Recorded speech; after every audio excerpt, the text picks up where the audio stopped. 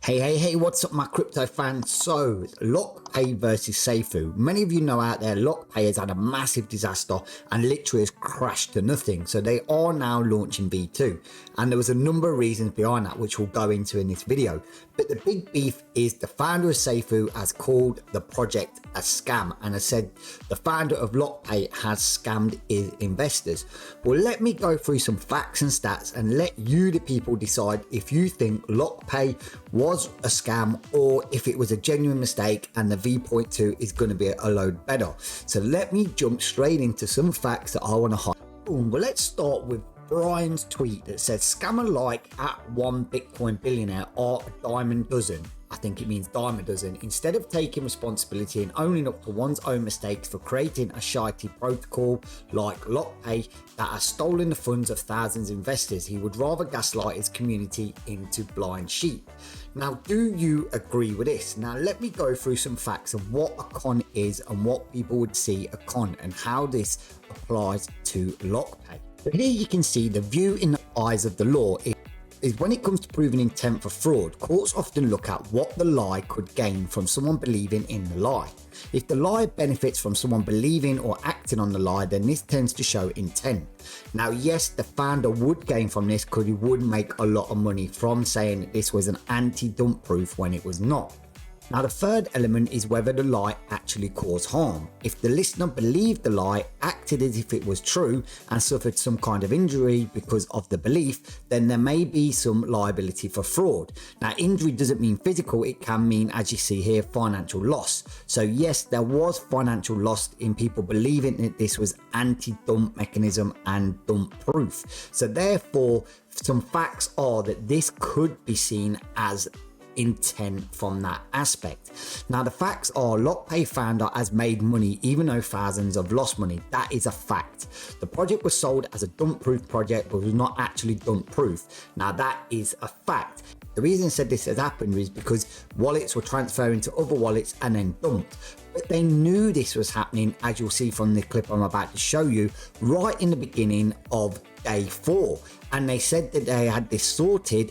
And you can see here, which is facts in front of your eyes on this video clip from the mouth of the project founder himself, that the dump mechanism was working and the issues were sorted. Here you see. So they were transferring from one wallet to another, and the transfer tax on the wallet wasn't there during this time. You know, because you have to understand, when you launch a coin, there's all kinds of settings you have to change on the contract. Yeah, technically they should be done before, but you can't, right? Like, you have to do that usually after. So we were doing that. I don't care about these mistakes. We're human. We're going to make like mistakes. But it's more important that the plan is like working. The strategy is like working. Our ADM anti-dump system is like working, right? So that's what I'm looking at for most part, the big picture, yeah? So therefore, you see what he said and that it was sorted. So you need to take that context as you want. Now, I'm not believing anyone. I think it's all grey still, and I'm not siding with anyone. I'm literally just bringing you the facts and stats of what I've seen in the project. Now, the money has gone from the project. That's facts. But they are bringing out V2, and they are saying in LOCKPAY defense that they are going to reward the people that transfer their tokens. Now, I hope this is true, because this will go a long way in restoring faith. But also there is some grey area, as you can see. Did the founder of the project know this? Well, no one knows. So to actually say he has scammed it himself would be a bit of, you know, a guesswork. And for me, there's no actual proof if he has scammed it himself.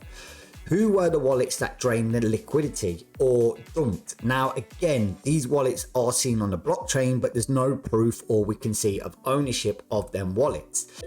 Could he have done more? Well, in my opinion, yes, he could have done more, because he knew this was an issue from day 4 before the token even pumped. And then for the money to drain out of it, that to me does seem like he didn't do enough or didn't care enough. And then for it to come out in statements and say that, he does say on the bottom of the website, cryptocurrency is a risk and to lose your own money. That is true, but also you need to be sold the right information. So this beggars a fact in the grey area. Is he liable as it was his project and him that made the claims, therefore it was his neglect in not seeing the issues that allowed this to happen? Now that's something you need to debate on. I'm not saying it's true or not, it's a grey area which I need to find your opinion on. Now I think if the founder of LOCKPAY does more and does reward people that lost all their money in his version V2 and now starts trying to do the project, it could be a good starting point. But I think, is this once bitten twice shy? Now for him also to say he's going to sue people that speak out against it is a little bit laughable, because obviously there's so many red flags that could be held against it, like I've just shown in the facts and grey areas there, that I don't think it would be money well spent out of the tax money, which he says on V2, of suing people just to clear his own name. I'd rather that tax money out the project V2 go towards marketing and making this project V2 more sustainable, to reward the investors of my subscribers and investors that have invested in this LOCKPAY project, to somehow try and get them on the road to getting their money back or even making money. But you let me know what you think in the comments, if I'm talking straight with you or if you think what I'm saying is a whole load of waffle. Just let me know, because I do welcome people's feedback and I guarantee you I'll be not trying to sue anyone on this channel. But as always, do your own bloody research.